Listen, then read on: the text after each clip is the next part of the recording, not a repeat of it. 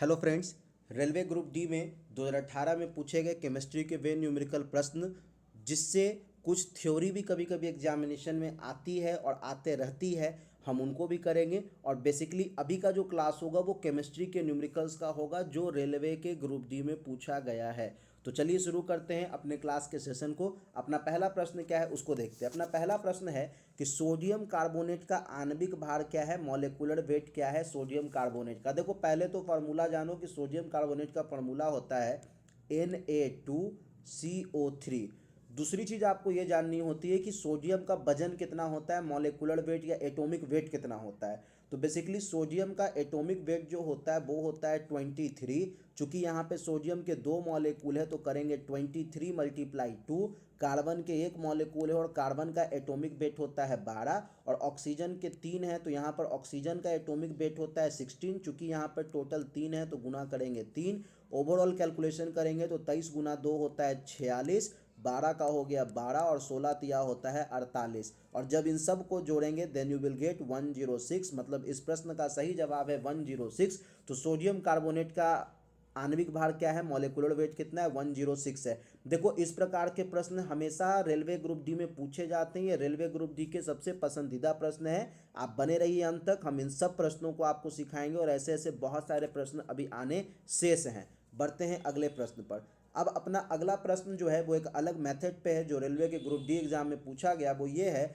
कि what is the molecular mass of 0.6 molecules of N2। Nitrogen के 0.6 molecular का वजन कितना होगा। तो देखो बहुत आसान है, अगर आपको मॉलिक्यूलर मास निकालना है तो मॉलिक्यूलर मास का फार्मूला ही होता है, क्या होता है, जितने भी मोल्स हों उसको आप गुना कर दीजिए एटम के एटॉमिक वेट से। तो यहाँ पर 0.6 कह रहा है तो 0.6 मल्टीप्लाई कर देना है। नाइट्रोजन का अगर आप देखोगे तो एक नाइट्रोजन का जो एटॉमिक वेट होता है वो होता है 14, तो 2 है यहाँ पर N2 है तो गुना कर देंगे 2, तो कितना हो जाएगा 0.6 इंटू 28। और ओवरऑल जब कैलकुलेशन करोगे तो गुना भाग करके आएगा 16.8। मतलब आपका सही जवाब है 16.8।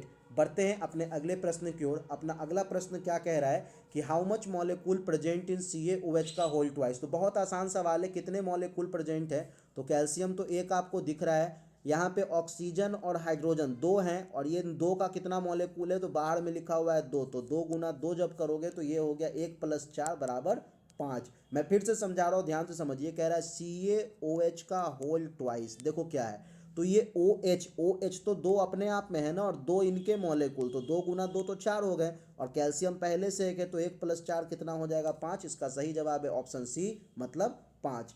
अपना अगला प्रश्न क्या कह रहा है इसको भी देखते हैं। अपना अगला प्रश्न है कि नाइट्रोजन का परमाणु भार 14 है और हाइड्रोजन का 1 है, तो अमोनिया का आणविक भार क्या होगा। देखो बहुत आसान प्रश्न है, 14 है नाइट्रोजन का, हाइड्रोजन का 1 है, तो अमोनिया का पहले तो फार्मूला जानो कि NH3 होता है अगर, तो N का हो गया 14 और हाइड्रोजन का लिखा हुआ भी है कि 1 है अगर, और यहाँ पे मॉलिक्यूल है 3, तो 1 गुना 3 जब आप करोगे तो 14 + 3 कितना हो जाएगा 17 हो जाएगा। तो आपका सही जवाब क्या है 17। बढ़ते हैं अगले प्रश्न की ओर। उससे पहले हम आपको बताएं, अनअकैडमी लेकर आया है भारत के सबसे अच्छे एजुकेटर्स की एक टीम को, जहां पर आपको मिलता है कई प्रकार के अच्छे अच्छे फैकल्टीज से पढ़ने का मौका। आप चाहिए तो इस अनअकैडमी के कोर्स से जुड़ सकते हैं। इसका लिंक हमने यूट्यूब के डिस्क्रिप्शन में डाल दिया है। और हाँ, जब आप इसके चैनल से कुछ भी परचेज करें तो अगर आप हमारे कोड AS20202 को डालते हो, मतलब AS2020 को जब डालते हो तो आपको मिलता है इस कोड में 10% तक का डिस्काउंट। बढ़ते हैं अपने अगले प्रश्न की ओर।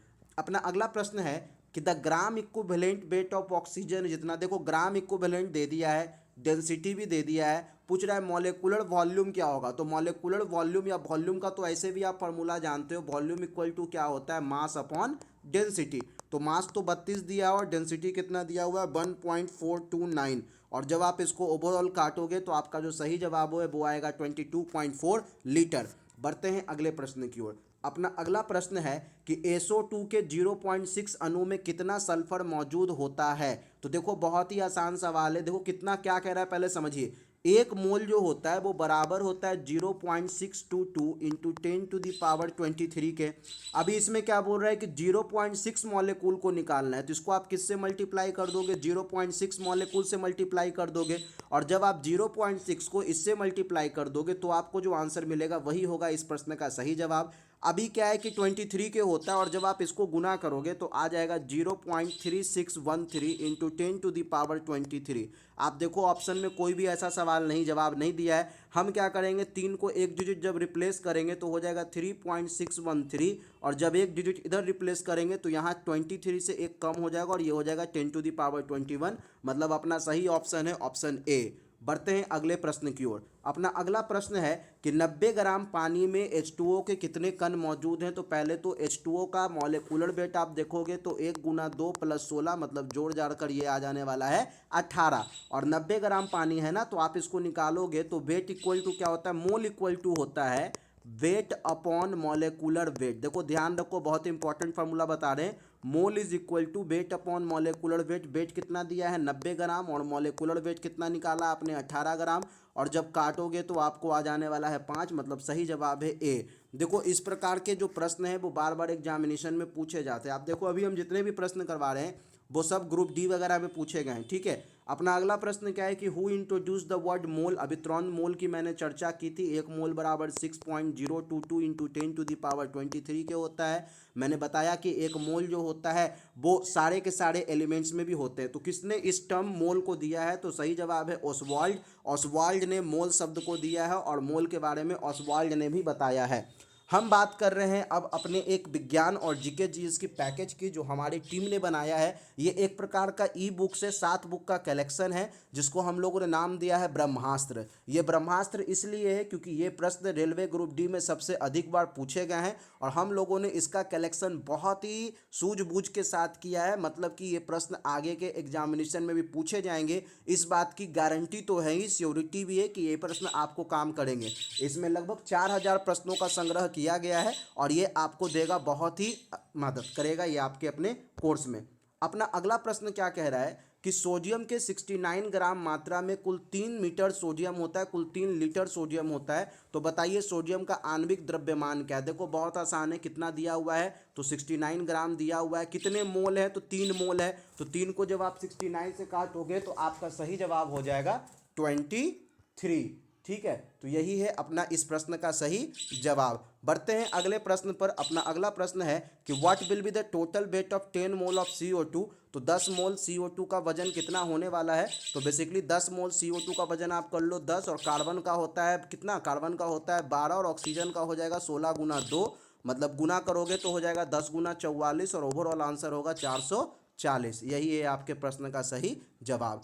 मित्रों आज अपने क्लास में बस इतना ही है। मिलते हैं अगले क्लास में, कीजिए प्रतीक्षा और हमें कमेंट सेक्शन में यह भी बताइए कि आपको इस प्रश्न में कितने नंबर आ रहे हैं। आज के लिए बस इतना ही, धन्यवाद।